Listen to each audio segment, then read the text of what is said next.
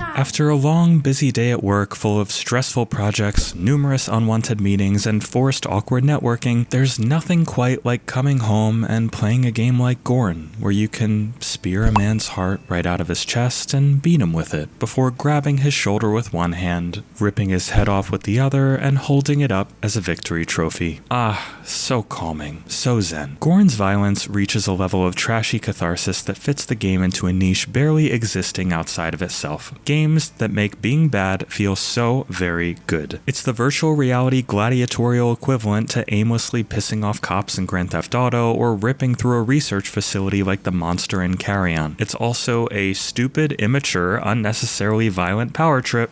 Arguably the most Devolver-y game Devolver has ever published, if you'll allow me to just make up an adjective, and I gobbled it up faster than my dog discovering peanut butter for the first time. It was delicious.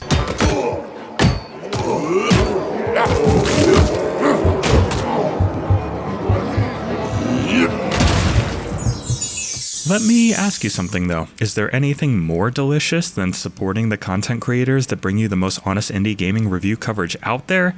I doubt it.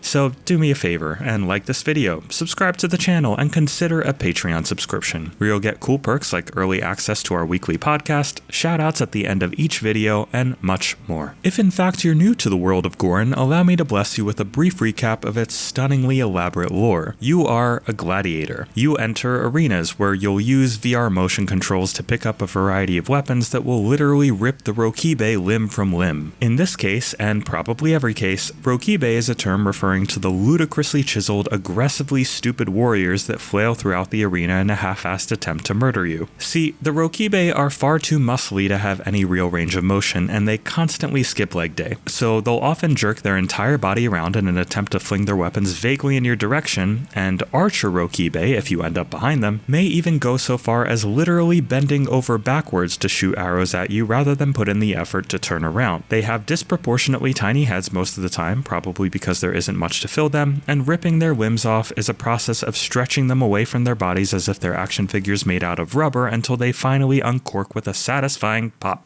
These are the Rokibe. They're very fun to kill. Great, now you know the story, or total lack thereof, of the original GORN. So let's drive this point home. GORN 2 is a dumb game. It's really stupid.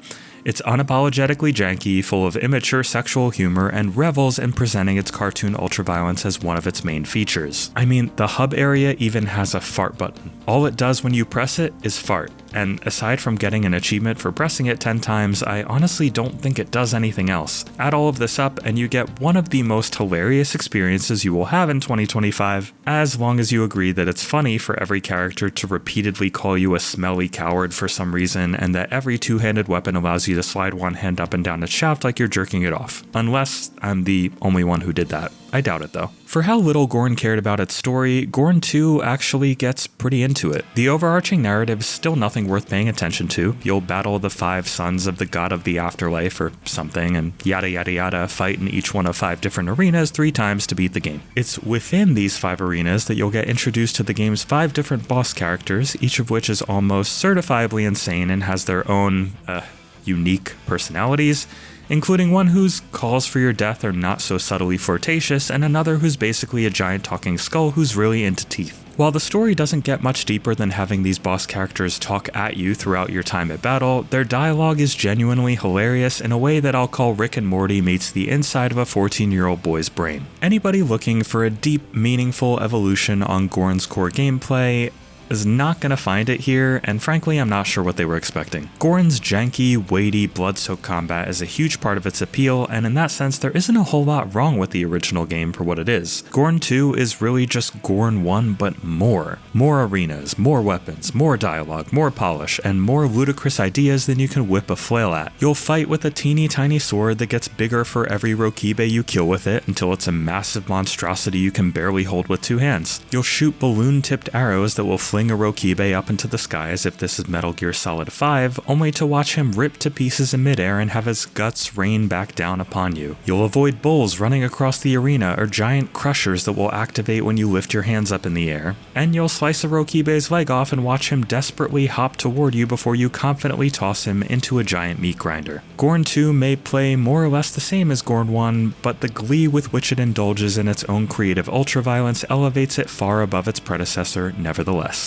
I played the Steam VR version of GORN 2 on my Quest 3 and figure it's worth going over the reasonably robust set of comfort options that developer Free Lives has included. You can freely choose between smooth turn or snap turn, selecting a speed for the former and an angle for the latter, as well as add a vignette for additional comfort. While there is no teleport option for locomotion, you can decide between smooth locomotion via the left stick or grab and pull locomotion like the default option of the original GORN, which has its own appeal in a way by making you move like an awkward uber-swole Rokibe yourself. There's also the option for low violence mode, which I would never select but to each their own, and hardcore mode, which some of you may want to select if you want anything resembling a challenge. I personally feel that GORN 2's mild level of default difficulty allows it to be the kind of power trip I wanted, and don't think additional challenge would necessarily mean additional fun. But I only died a few times in my journey to beat the Sons of the God of the Afterlife, and if having less health against faster Rokibe sounds like a good time to you, hardcore mode is exactly what you want. When you're done with the campaign, which took me about 3.5 hours, first of all, make sure you don't miss the credit sequence because it is hysterical, and second of all, you'll have access to endless mode as well as custom modes where you can configure a wide variety of features like low gravity, number and types of enemies, weapons you use, and so on. This adds some nice replayability to a relatively short campaign, but for what GORN 2 is, the length of its story felt exactly right and did a great job remaining consistently entertaining without overstaying its welcome. Graphically, I'd say GORN 2 isn't making any extravagant leaps forward in fidelity from the original game, but the arenas are significantly more visually detailed and varied, and I love the intro sequences that will have you walk through an elaborately themed foyer like a slow march to your own death. The game performs great, though again, I'll caveat that I played the Steam VR version on an RTX 4080, so performance was never likely to be much of an issue. I can't comment on the Quest 3 standalone version that releases concurrently with the Steam one since I didn't have access to it, so make sure you read any reports of the performance on that one before you commit. Sound design in GORN 2 is consistently a treat, with high quality voice acting all around and the noise of a Leviathan-sized double-sided axe cleaving a Rokibe in half sounding every bit as squishy as you might hope. The game's music sounds way less like it fits in with bloody gladiator combat and more like the sort of soundtrack you'd hear in a series like Crash Bandicoot or Rayman, and I think that's pretty hilarious and a great asset to the game's vibe.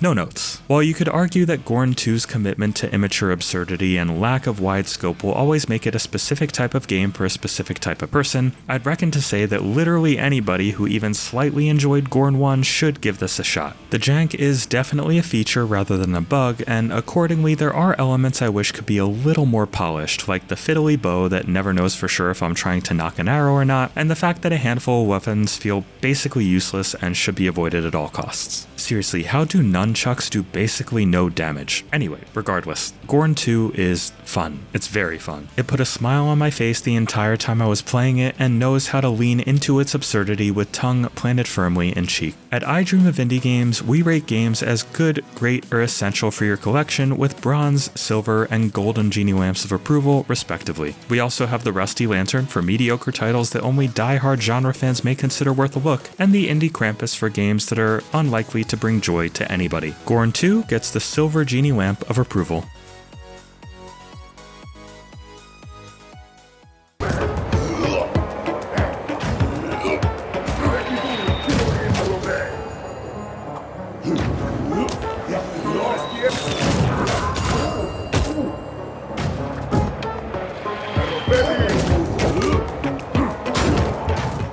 For far too long, you, the gamer, have been denied honest gaming coverage. Indie developers and publishers have lost their voice, but no longer. Like the video, subscribe to the channel, and head over to patreon.com/idreamofindiegames to join this epic campaign for indie visibility. The echo chamber trembles as our message grows louder. Voice to the voiceless.